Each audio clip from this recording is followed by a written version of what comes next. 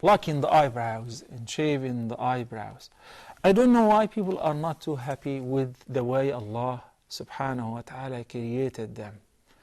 If you look at yourself and compare yourself to the world beauty queen, then you better compare yourself to somebody who is inferior to you, or somebody who is handicapped, or somebody who is not blessed with your beauty and complexion.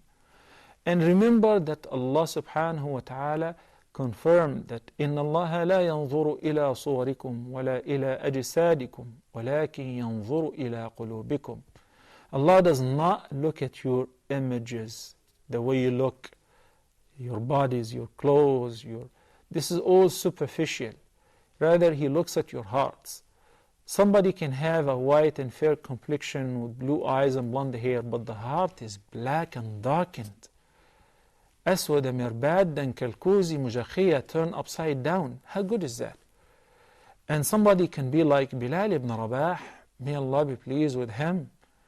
And the Prophet ﷺ allows him to climb on top of the Kaaba to call the adhan. And he says, "Oh Bilal, what is so good that you do that I was able to hear your footsteps in heaven?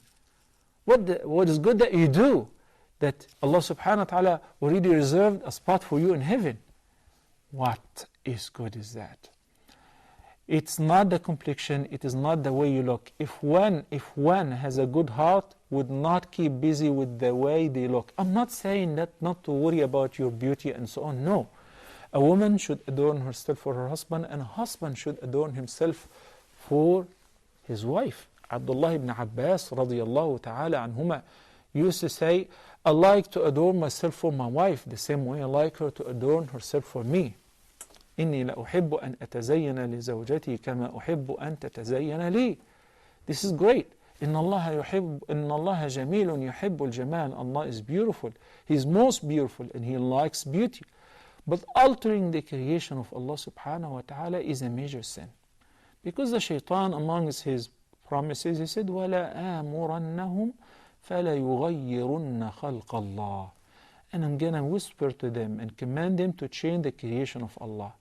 Somebody doesn't like their complexion. They spend that much money in order to change their complexion.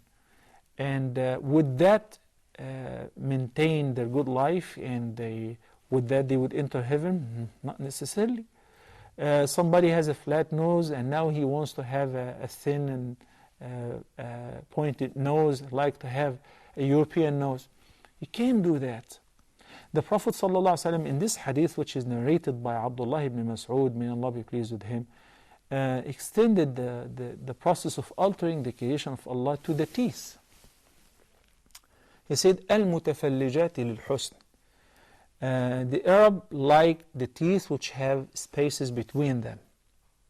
Others do not like it this way. They think it's a default. The Prophet ﷺ said, those who file their teeth or between their teeth to keep gaps and spaces in order to look beautiful, that's a major sin. If Allah created you this way, you're not allowed to alter it. You're not allowed to shave, to trim, to pluck your eyebrows. And this is not only for women. This is for men and women.